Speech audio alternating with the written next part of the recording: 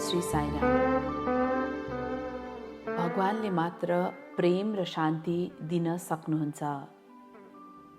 दशैंको शुभ अवसरमा भगवान श्री सत्य साई बाबाले साई कुलवन्त हल प्रशान्ति निलयमा 10 अक्टोबर 2002 दिनुभएको दिव्य सम्भाषण। सबै नाम र रूप उनै सर्वोच्च अस्तित्वको स्वरूप हो, जो परम ज्ञान, आनन्द, निरपेक्ष र अद्वैत छ। ऊ सत्यम, शिवम, सुन्दरमको स्वरूप हो। यो ब्रह्माण्ड आश्चर्य र रहस्यले भरिएको छ। भगवानका लीलाहरू तीनै लोकमा सबैभन्दा अद्भुत अनि पवित्र छन्। तिनीहरू सांसारिक मोहरूपी लहराहरूलाई काट्ने हँसिया सरह हुन्। चाहे राष्ट्रको समृद्धि र वैभवको लागि होस्, चाहे परिवारको खुसी र शान्तिको लागि होस्, एकता अपरिहार्य हुन्छ। यसको अभावमा पुरा संसारै अस्तव्यस्त र उथलपुथल हुनेछ। एकताले शान्ति र आनन्द दिलाउँछ।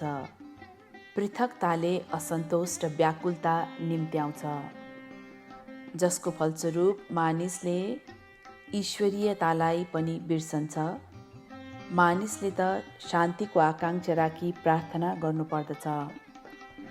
वास्तवमा कसैले पनि शान्ति खोज्न कतै हिँड्नै पर्दैन। तिमी आफै शान्त स्वरूप हौ। हरेक मानवको आकृति नै शान्तिको मूर्त रूप हो। यस्तो पवित्र सत्यताको जानकारी आधुनिक मानवलाई छैन। मानिस नै शान्ति स्वरूप हो भन्ने कुराको विश्वास गर्न कोही पनि तयार छैनन्। शान्ति कहाँ हुन्छ भन्ने कुरा के कसैलाई थाहा छ त?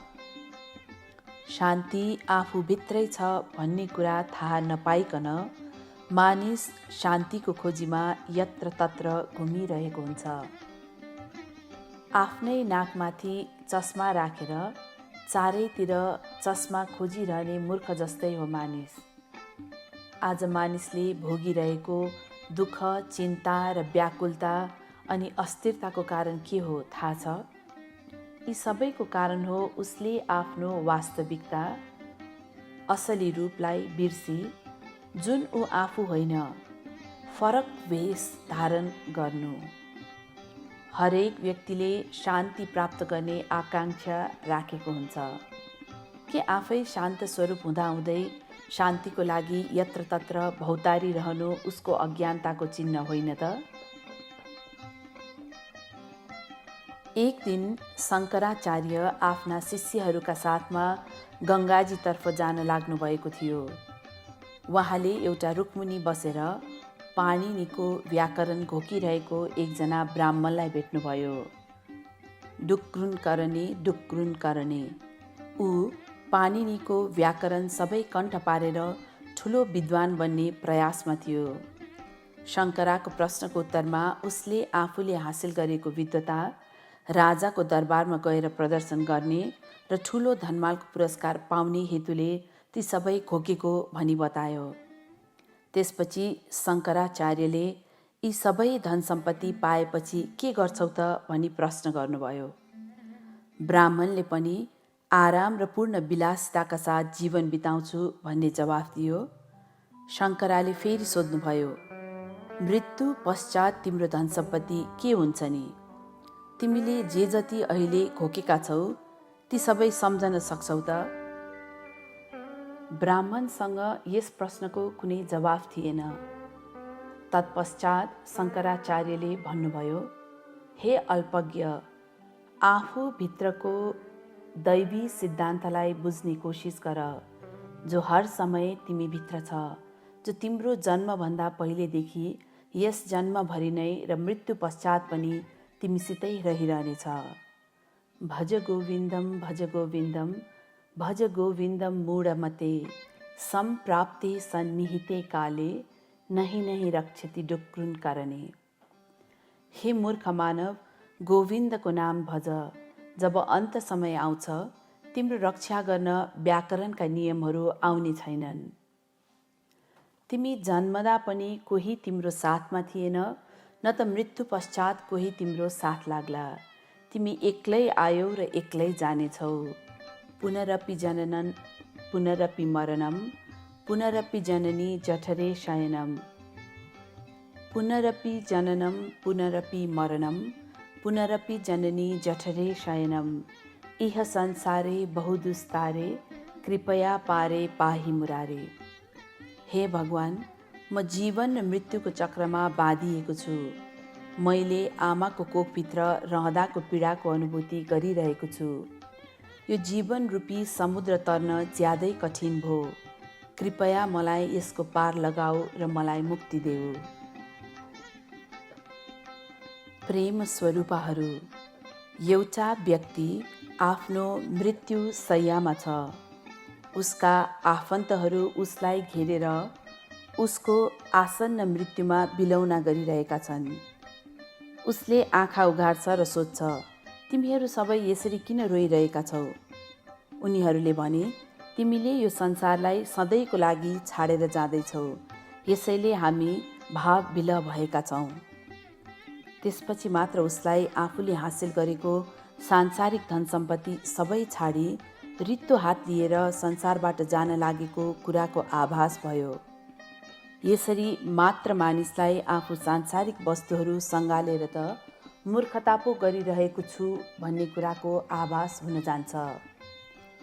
ऊ मात्र वास्तवमा मानव हो जो आफ्नो असली स्वभावको विषयमा प्रश्न गर्दछ, जसले अरूलाई तिमी को हौ भनी सोद्धछ तर म को हुँ भन्ने कुरा चाहिँ थाहा पाउँदैन।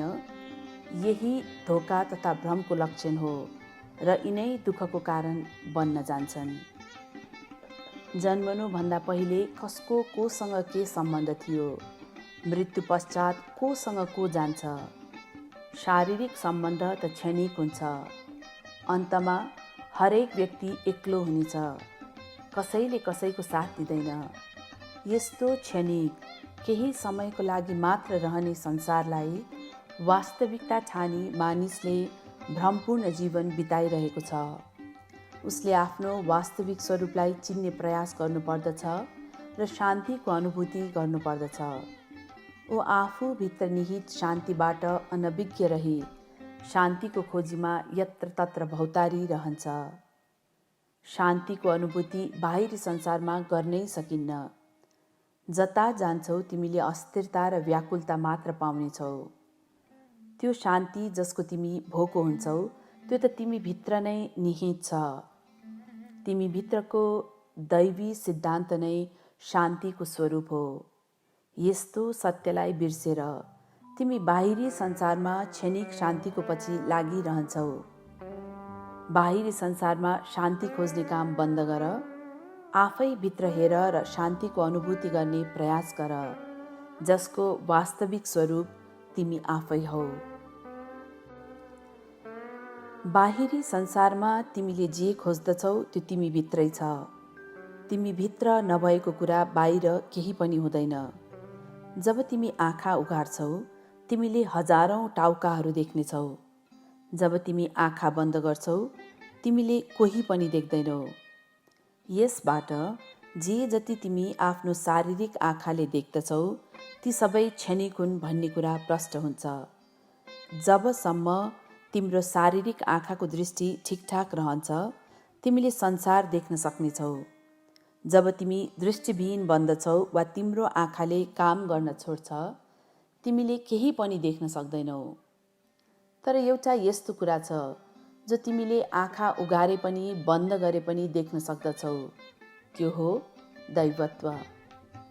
यो अपरिवर्तनीय छ र शाश्वत छ। यसको न त जन्म नै हुन्छ न त मृत्यु। वास्तवमा तिमी यही ईश्वरीय सिद्धान्तको स्वरूप हौ। यस तथ्यलाई राम्ररी बुझ।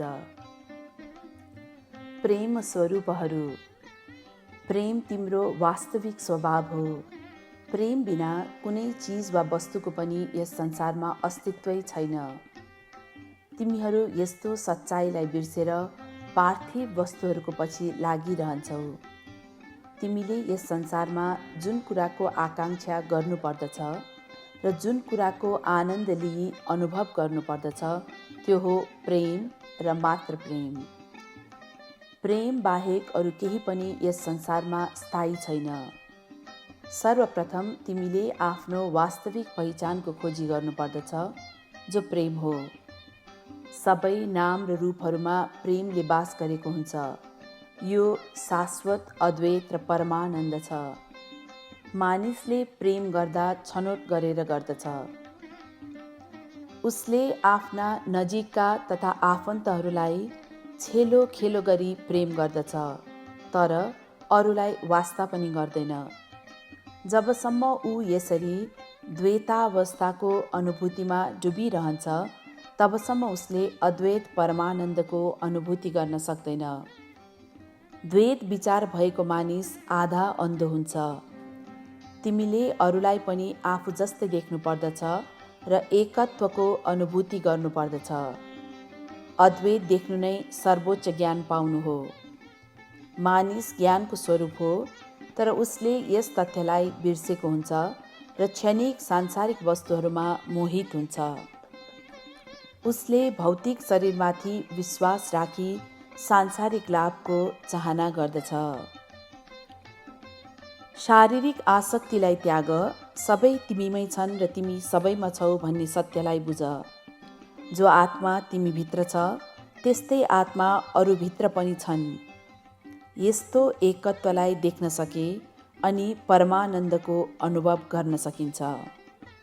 यो एकत्वलाई अनुभव गर्न सकेनौ भने तिमीभित्र घृणा र डाहा भरिएको हुन्छ। एउटा कुकुर खानेकुराको खोजीमा हिँडिरहेको थियो। यसले एउटा सुक्खा हड्डी भेट्यो र टोक्न थाल्यो। केही बेरपछि हड्डीको टुक्राले उसको गिजामा घोच्यो र उसको गिजाबाट रगत बग्न थाल्यो। कुकुरले उसले टोकिरहेको हड्डीबाटै रगत बगेको भन्ने ठानेर खुसी हुँदै चाट्न थाल्यो। त्यस्तै मानिस पनि आफ्नै अन्तर्निहित परमानन्दलाई बिर्सिएर बाहिरी संसारबाट सुख हासिल गर्न सक्छु भन्ने भ्रममा परिरहेको छ। वास्तवमा उसले बाहिरी संसारमा जति पनि सुख भोग गरिरहेको हुन्छ, ती सबै सुखहरू ऊ भित्रैबाट उब्जिएका हुन्। दुःख होस् वा सुख होस्, त्यो उसको आफ्नै कल्पनाको उपज हो। भनिएको छ, सुख भनेको दुई दुःखहरूबाट उत्पन्न पीडाहरूको बीचको अन्तर हो। सुख तथा पीडाहरू हामी भित्रै निहित छन्, बाहिर होइन। बाहिर जे देखिन्छ त्यो त खाली प्रतिबिम्ब मात्र हो। वास्तविकता त भित्रै हुन्छ। वेदान्तले मानिसलाई यसरी सचेत गर्दछ, आफू भित्रको आफूलाई जान। एक पटक एकजना आइसिएस अफिसरलाई एउटा गाउँमा बास बस्न परेछ। जुन घरमा रात बस्न लागेको रहेछ, त्यो घरमा तर्साउने गर्दछ भनी गाउँलेहरूले उसलाई सावधान गराएछन्। अफिसरलाई पनि उनीहरूले भनेको कुरा साँचो हो होइन भनी अनुसन्धान गर्ने इच्छा जागेछ। राति आफ्नो एउटा खुट्टामाथि अर्को खुट्टा राखी ऊ ओछ्यानमा पल्टिएछ। ऊ खुट्टा हल्लाउँदा हल्लाउँदै विचारमा तल्लीन भएछ। अकस्मात उसले आफ्नो खुट्टाको राक्षसी छाया भित्तामा देखेछ। उसले खुट्टा हल्लाउँदा त्यो छाया पनि हल्लिएछ। त्यो मूर्ख अफिसरले पनि त्यसैलाई भूत भन्ने ठानी खुब डराएछ। त्यसरी नै मानिसले पनि भ्रममा पर्नाले दुःख पाउँछ। वास्तवमा देवत्वदेखि बाहेक यो संसारमा अरू केही छैन। सबै अनिवार्य रूपले दैवी हुन्। एकम सत् विप्रः बहुधा वदन्ति, अथवा सत्य एक छ तर विद्वानहरूले यसलाई विभिन्न नामले पुकार्दछन्। विभिन्नतामा एकता भन्ने सिद्धान्तमा दृढ विश्वास राख, त्यसपछि मात्र तिमी दुःख र भयबाट मुक्त हुनेछौ। प्रेम स्वरूपहरू, एकत्वलाई कसरी दृष्टिगत गर्न सकिन्छ त भनी तिमीहरू सोध्न सक्छौ। बिस्तारै आफ्नो देहाभिमान अथवा शारीरिक आसक्तिलाई घटाउँदै लैजाऊ र आत्माभिमान अथवा आत्मप्रेमलाई बढाउँदै लैजाऊ। हरेक व्यक्तिमा प्रेम रूपी शाश्वत सत्य निहित हुन्छ। प्रेम नै भगवान हो। यसरी आफूभित्रको प्रेमलाई बलियो बनाऊ। केवल प्रेमले मात्र शान्ति र साहस दिलाउन सक्दछ। प्रकृतिमा तिमी विभिन्न आकृतिहरू देख्दछौ। हरेक आकृति आफैमा बेजोड हुन्छ। कुनै पनि आकृति एक अर्कासँग मिल्दाजुल्दा हुँदैनन्। यस कुरालाई मनमा सदैव सम्झिराख। भगवानले तिमीलाई यो शरीर किन दिनुभएको हो भनी सोध। यसद्वारा तिमीले के हासिल गर्नुपर्नेछ त? मानव जन्मको उद्देश्य के हो? अध्ययन गर्ने वा खेल खेल्ने वा ललित कला सिक्ने वा धन थुपार्ने हो त? होइन, तिमी आफैलाई जान्नका लागि जन्मेका हौ। यसरी आफैलाई प्रश्न गर, म को हुँ? एकपल्ट तिमी आफू वास्तवमा को हौ भन्ने कुरा जान्यौ भने तिमीले हरेक कुरा जान्नेछौ। अरूको बारेमा जान्न धेरै गाह्रो छ, तर आफूलाई जान्न जतिको सजिलो अरू केही पनि छैन।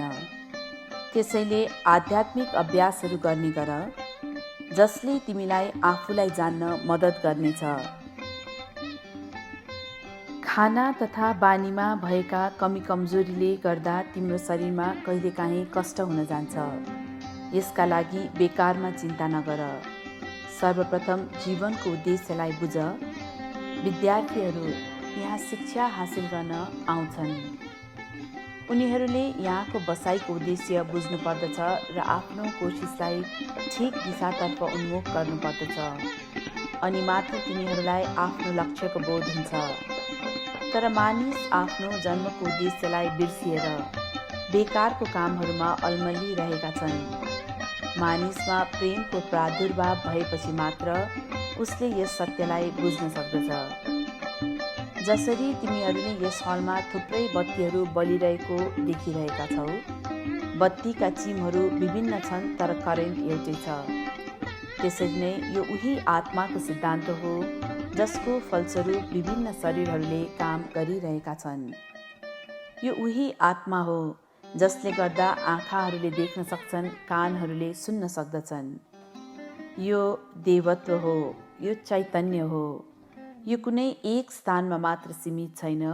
यो न त आउँछ न त जान्छ नै। यो जताततै जहिले पनि विद्यमान छ। आध्यात्मिक बाटोमा भ्रम र शङ्काहरूलाई आउन दिनु हुँदैन। जबसम्म त्यहाँ शङ्का रहन्छ, मानिसले सत्यको अनुभव गर्न सक्दैन। विश्वास एकदमै जरुरी छ। विश्वास बिनाको मानिस अन्धो मानिस सरह हुन्छ।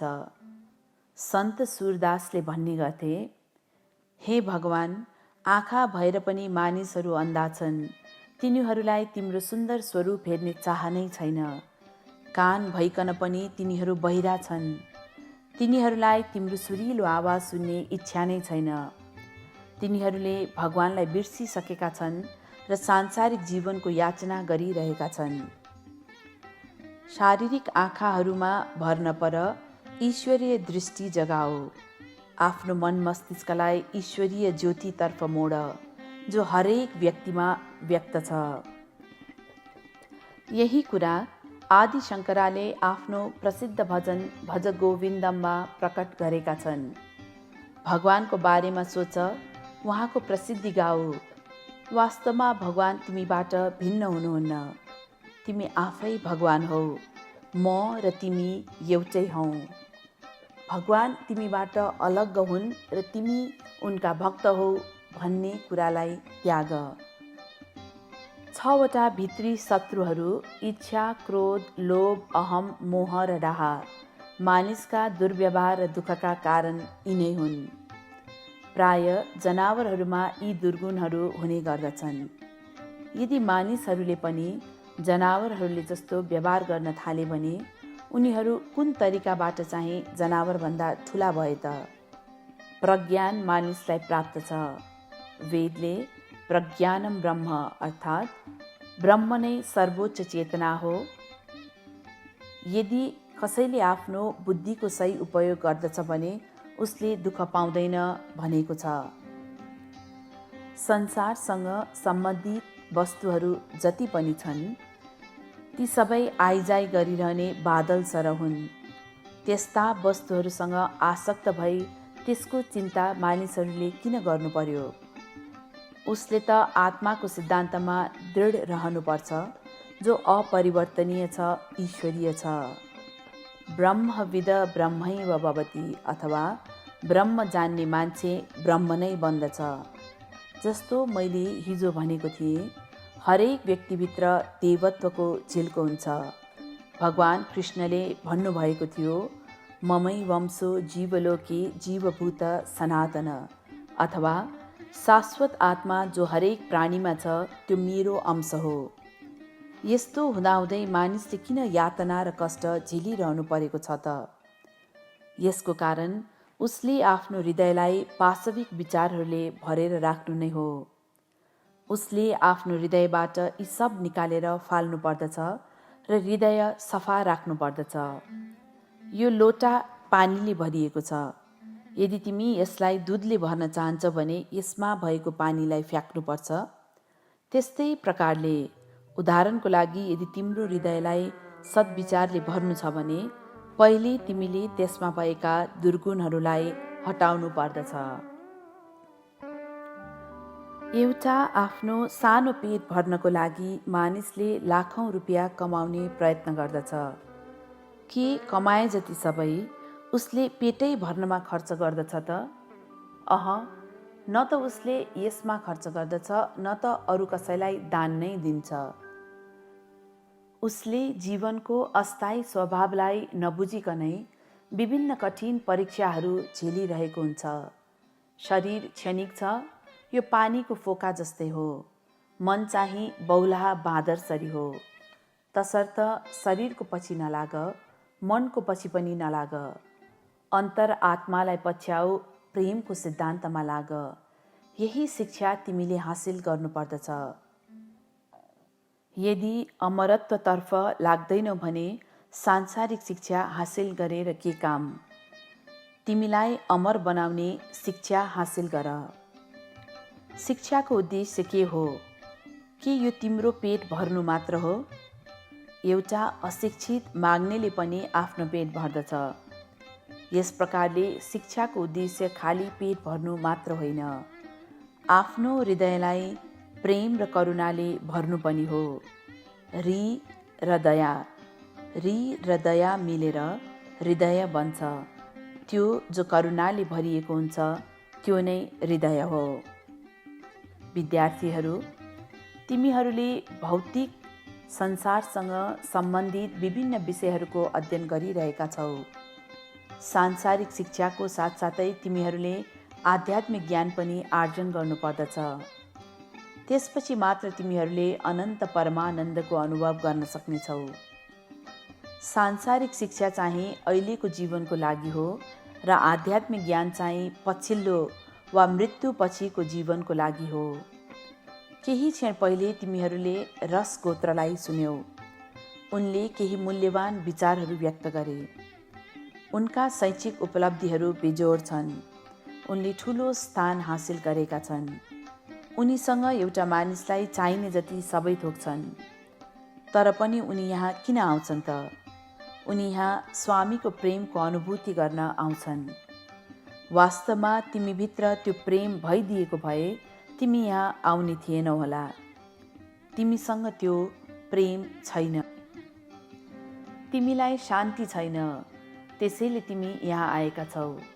तिमीसित जे कुरा छैन त्यसको निम्ति तिमीले भगवानसँग प्रार्थना गर्नुपर्दछ र केवल भगवानले मात्र तिमीलाई त्यो कुरा दिन सक्नुहुन्छ। पटेल नाम गरेका एकजना व्यापारी थिए। उनी असाध्यै धनी थिए। उनीसँग सम्पूर्ण शारीरिक सुखसुविधाका साधनहरू थिए। एक दिन उनका एकजना साथी उनको घरमा आए। त्यसबेला पटेल पूजा कोठामा थिए। उनका साथीलाई धेरै बेरसम्म पर्खन पर्यो। अन्तमा जसै पटेल पूजा कोठाबाट निस्किए, ती साथीले उनी समक्ष एउटा प्रश्न राखे। पटेल, तिमी आरामदायी जीवनयापन गरिरहेका छौ। तिमीलाई कुनै कुराको पनि कमी छैन। तर पनि तिमी भगवानसँग के का लागि प्रार्थना गरिरहेका हुन्छौ? त्यति लामो समयसम्म के को लागि प्रार्थना गर्छौ त? पटेलले साथीको प्रश्न सुनि मुस्कुराएर भने, महाशय, मैले सांसारिक वस्तुहरूका लागि प्रार्थना गरेको होइन, मसँग ती सबै छन्। मैले त त्यसको लागि प्रार्थना गरेको हो जो मसँग छैन। उनका साथी आश्चर्यचकित भएर सोधे, तिमीसँग के चाहिँ छैन त? पटेलले भने, मसँग प्रेम र शान्ति छैन। मानिसले आफ्नो प्रयासले सांसारिक धन दौलत सबै हासिल गर्न सक्दछ, तर उसले यस संसारबाट प्रेम र शान्ति कमाउन सक्दैन। भगवानले मात्र ती कुराहरू प्रदान गर्न सक्नुहुन्छ। यदि तिमीसँग चिनी छ भने तिमीले कुनै पनि प्रकारको मिठाई तयार गर्न सक्छौ। त्यस्तै यदि तिमीसँग प्रेम छ भने तिमीले जे पनि हासिल गर्न सक्छौ, तसर्थ भगवानसँग उहाँको प्रेम पाऊँ भनेर प्रार्थना गर्ने गर। जय साईं।